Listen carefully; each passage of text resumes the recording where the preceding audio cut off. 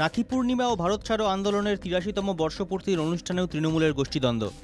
একই দিনে পূর্ব মেদিনীপুরের রামনগরে দুটি পৃথক কর্মসূচি তৃণমূলের। একটি সভার আয়োজনে পূর্ব মেদিনীপুর জেলা পরিষদের সভাধিপতি উত্তম বারিকের অনুগামীরা, অপর সভাটির আয়োজন করলেন রামনগরের বিধায়ক অখিলগিরি ঘনিষ্ঠরা। পুরনো দীঘার সভা থেকে আগামী বিধানসভা নির্বাচনে রামনগরের ভূমিপুত্রকে প্রার্থী করার দাবি তুলল উত্তম গোষ্ঠী। যে ধারণা করো সে জিতবে, কিন্তু আমাদের লড়াই জারি থাকবে ভূমিপুত্র পক্ষ। সেই কাঁথি থেকে নেতারা এসে এখানে রায়ত্ব করেছে, এখানে শোষণ করেছে, শাসন করেছে। তাই আমরা দাবি থাকবে আমাদের, এখনও আছে, চলছে, আগামী দিনে চলবে।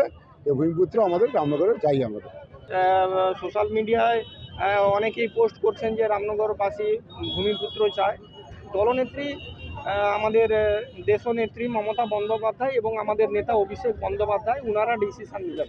রামনগরের রেলগেট থেকে মাইতিহাট পর্যন্ত বাইক মিছিল সভা করে অখিলগিরি গোষ্ঠী।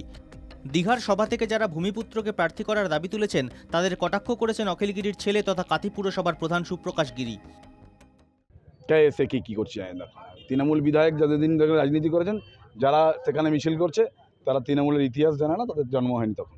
আমরা দেখেছি দুদিনে দুটো র্যালি দেখলাম, মারপিট দেখলাম, তাতে আমরাও খুশি, রামনগর বিধানসভার মানুষও খুশি। রামনগরবাসী আগামী 2026-এ 50,000-এর বেশি ভোটে ভারতীয় জনতা পার্টিকে জয়যুক্ত করবে।